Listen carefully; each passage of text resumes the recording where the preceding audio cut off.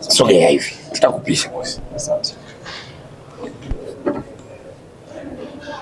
Habari za mchana ndugu zangu waandishi wa habari.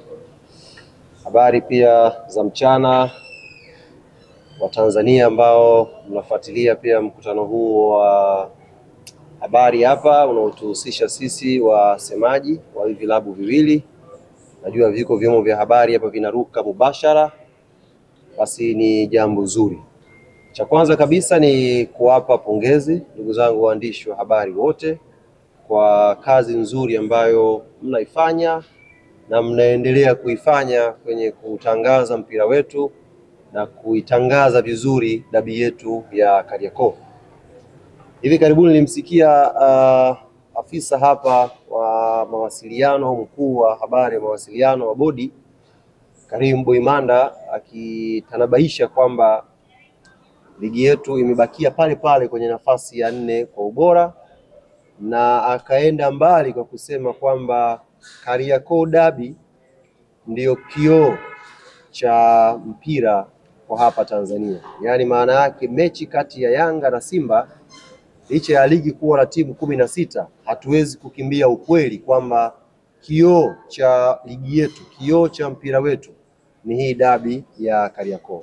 Kwa hiyo mnafanya kazi nzuri sana kuitangaza hii derby, na hapa ambako inasemwa imefika nafasi ya 4, hapa ambako inasemwa ligi yetu ni bora, basi na nyie waandishi wa habari mna mchango mkubwa sana na mna kila sababu ya kupongezwa, na nyie mjivunie hili jambo.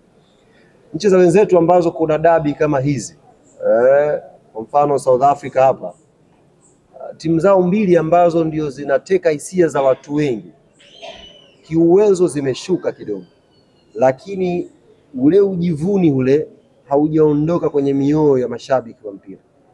Bado shabiki wa Orlando, shabiki wa Kaizer Chiefs, inapokuja dabi bado anakuwa mjivuni na mpira wao. Sasa sisi hapa Tanzania tuna baraka zote. Tuna ubora wa hizo timu, tuna ubora wa ligi, na tuna ubora pia wa mashabiki ambao mara zote wamekuwa wakijitokeza viwanjani kuja kusupport timu zao. Na hapa nizungumze sasa na mashabiki na wanachama wa klabu ya Young Africans ambao kimsingi sisi ndio wenyeji wa huu mchezo. Na hata hii nafasi ya kuzungumza wa kwanza isingekuwa uwenyeji, bado hadhi yetu ya kuongoza ligi pia ingetubeba. Ningeanza kuzungumza kama kinara wa ligi, alafu timu nyingine zinazofuatia chini zingekuja kuzungumza. Kwa hiyo tuna nafasi kubwa sana ya kutamba, ya kuvimba na kujivunia kuelekea siku ya kesho. Mchezo huu ni wa kwetu. Kikanuni ni mchezo ambao Young Africans tuko nyumbani. Hivyo tunatakiwa twende tukathibitishe kwa vitendo kwamba ni mchezo wa nyumbani, na tuwe sehemu kubwa ya mashabiki ambao wataingia Benjamin Mkapa. Namba kubwa uwanjani ikawe mashabiki wa Yanga. Namba kubwa ikaonekane ni rangi ya kijani na njano ndiyo imeshamiri ndani ya uwanja wa Benjamin Mkapa kwa ajili ya kuwasukuma, kuwapa hamasa na morali wachezaji wetu waweze kutupa furaha. Wiki hii kila mtu anaandika la kwake. Bwana Pakome amka hivi, Max amka hivi, fanya hivi. Lakini hayo yote ambayo tunatamani na ndio kiu yetu yaonekane kesho Benjamin Mkapa, tutawatia unyonge kweli kweli hawa wanajeshi wetu kama watakuwa wanatoka kwenye tunnel pale, alafu wanayanga tuko wachache. Tutakiwa tuje kwa wingi, tuje kwa namba kubwa, na tuje na sauti zenye nguvu kwa ajili ya kuwapa nguvu wachezaji wetu waweze kutupambania. Kitaalam ishazungumzwa sana hapa umuhimu wa point 3 za kesho.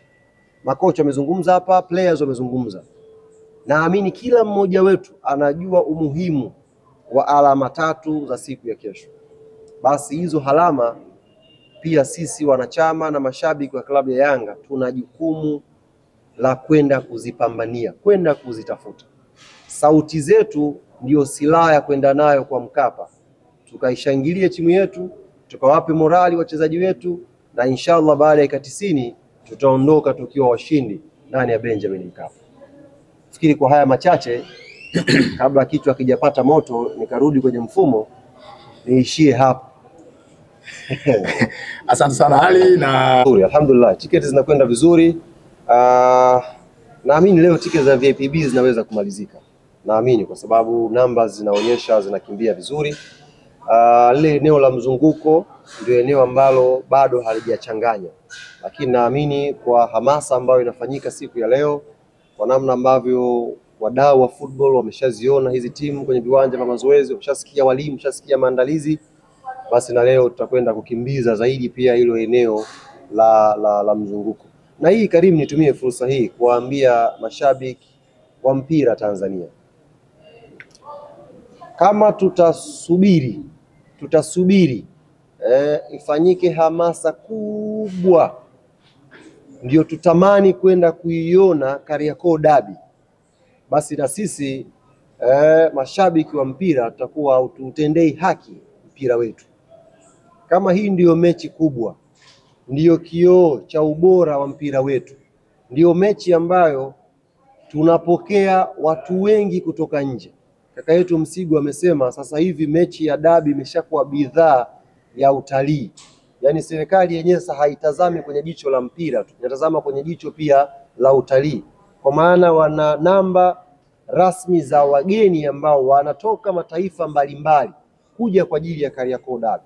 Na nyinyi ndugu zangu waandishi wa habari, mpo kwenye platform mbalimbali za kihabari za kimataifa, mnasikia, mnaulizwa na mnaona namna ambavyo wenzetu wanajadili kuhusu mechi yetu ya Kariakoo Derby.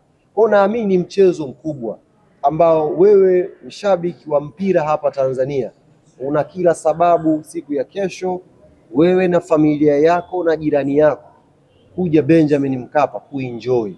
Uzuri bwana, dabi hii wenzetu Azam TV wametupa slogan nzuri sana. Nzuri sana. Timu zote tumeshaamini ziko bora, si ndio bwana? Timu zote ziko bora. Refari katikati ni Ahmed Arajiga. Automatic dabi inakuwa haina kipengele. Hii nayo nikosa hili. Yaani automatic kwamba timu zikishakuwa bora. Na katikati yupo Ahmed Arajiga.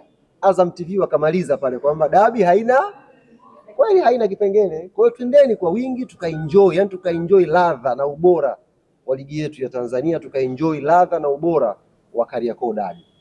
Asante Ali. Kuna swali la pili?